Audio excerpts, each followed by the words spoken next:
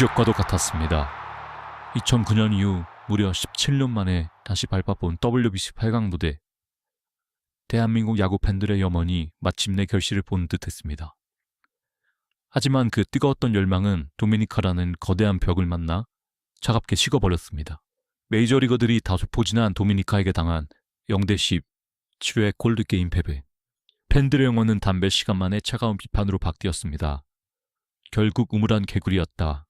연봉값 정말 못한다는 말들이 온라인을 뒤덮었습니다. 물론 조별리그에서 호주와 체코를 꺾고 올라온 것은 값진 성과입니다.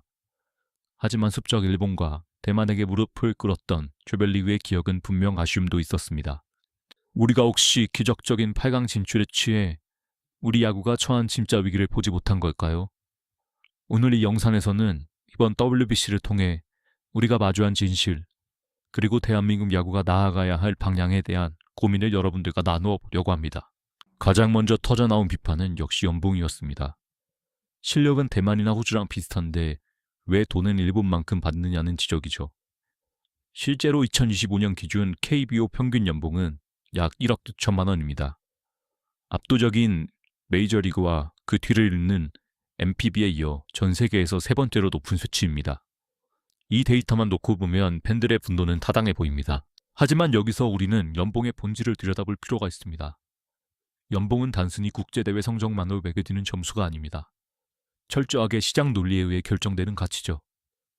지난 2025년 KBO는 사상 첫 1200만 관중 시대를 열었습니다. 경기당 평균 관중은 17,000명에 달하고 구단들의 굿즈 매출은 연간 2천억 원을 바라봅니다. 여러분이 좋아하는 선수의 유니폼을 사고 매주 야구장을 찾아 응원하는 그 행위 자체가 시장을 키웠고 그 수익이 고스란히 선수들의 연봉으로 이어진 것입니다. 시장 규모가 커지면 구성원의 몸값이 오르는 것은 지극히 정상적인 현상입니다. 결국 연봉이 높다는 비판은 역설적으로 우리가 그만큼 KBO 리그를 뜨겁게 사랑하고 소비하고 있다는 증거이기도 합니다. 그래서 국제대회 성적 하나로 연봉의 가치를 부정하는 것은 이 열기를 만든 우리 스스로를 부정하는 누워서 침 뱉기일 수도 있다는 점을 우리는 기억해야 합니다. 다음으로 강하게 들었던 생각은 왜 예전만큼 강한 투수가 나오지 않는가입니다. 많은 팬들이 2008년 베이징 올림픽과 2009년 WBC를 그리워합니다. 당시 마운드를 지켰던 류현진, 윤성민, 김광현, 이들의 나이는 고작 20세에서 22세였습니다. 지금으로 치면 2004년에서 2006년 사이에 태어난 어린 투수들이 국제 무대에서 메이저리그 강타자들을 압도했던 셈입니다. 현재 KBO를 대표하는 토종 투수 원태인, 곽딘, 고영표, 임창규 같은 선수들이 노력을 안 하는 게 아닙니다. 오히려 그 어느 때보다 체계적으로 훈련하죠. 문제는 류, 윤, 김이라는 황금 세대가 우리에게 준 기대치가 너무 높았다는 것입니다.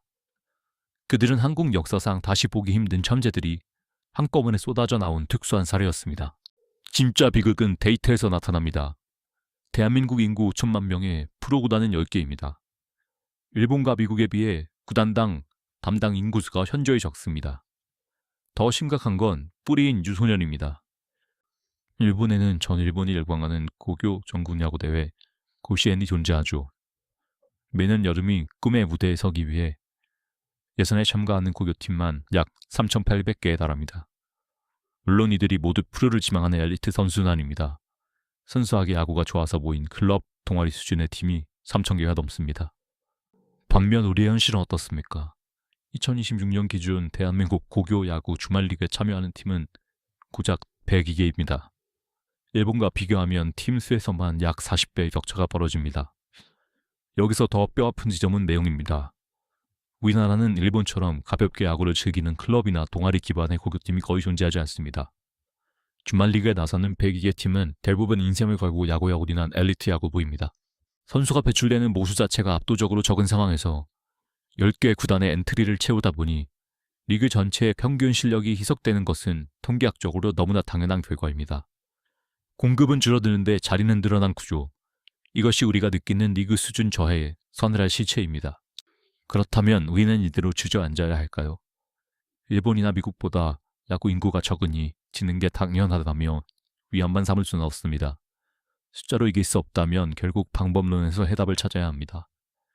지금 KBO와 야구계가 가장 뼈아프게 받아들여야 할 부분은 바로 선수 육성의 선진화입니다. 모수가 100배 차이 난다면 우리에게 있는 그 귀한 유망주 한 명 한 명을 100배로 과학적이고 체계적으로 키워내야만 합니다. 하지만 우리의 현실은 어떤가요? 여전히 많은 아마추어 현장에서는 당장의 성적을 위해 어린 투수들의 어깨를 갈아넣고 타자들에게는 맞춤형 데이터보다는 과거의 경험에 의존한 스윙을 강조하곤 합니다. 메이저리그는 물론이고 일본 프로야구에서조차 최첨단 태킹 장비와 생체 역학을 활용해 선수의 숨겨진 잠재력을 끌어올리기 위해 노력하고 있습니다. 이제 한국 야구는 헝그리 정신이나 천재의 등장을 기다리는 낭만에서 깨어나야 합니다. 우리에게 부족한 것은 선수의 숫자가 아니라 그 적은 선수를 극한의 효율로 키워낼 시스템의 밀도일지도 모릅니다. KBO가 벌어들이는 그 막대한 수익은 바로 이 시스템을 구축하고 지도자들의 역량을 데이터 기반으로 끌어올리는 데 집중적으로 투자되어야 합니다. 그래야만 제2의 류현진, 김광현이 기적이 아닌 결과로서 등장할 수 있습니다. 기적 같은 8강 진출과 뼈아픈 콜드게임 패배. 이번 WBC는 우리에게 기쁨과 걱정을 동시에 안겼습니다. 선수들은 자신들이 받는 연봉의 무게가 팬들의 사랑에서 온 것임을 잊지 말고 국제무대에서 그 가치를 실력으로 증명해야 합니다. 또한 구단과 협회는 지금의 흥행 수익을 당장의 성과가 아닌 10년 뒤의 유소년 인프라에 아낌없이 쏟아부어야 합니다. 그리고 팬들은 태극마크를 달고 최선을 다해 뛴 선수들을 향해 비난보다는 격려와 응원을 먼저 보내야 합니다. 우리가 대표팀을 비판하고 아쉬워하는 이유는 단 하나입니다. 우리가 야구를 너무나 사랑하기 때문입니다. 다시 한번 국제무대에서 태극마크를 단 선수들이 당당하게 승리하는 모습을 보고 싶기 때문입니다. 17년 만에 8강이라는 불씨를 살려냈으니 이제는 그 불씨가 한국 야구 전체를 밝히면 등불이 되길 바랍니다. 여러분들이 생각하시는 한국 야구의 가장 큰 과제는 무엇인가요? 그리고 나아가야 할 방향은 무엇인가요? 많은 댓글 부탁드립니다. 지금까지 레우스 스포츠였습니다.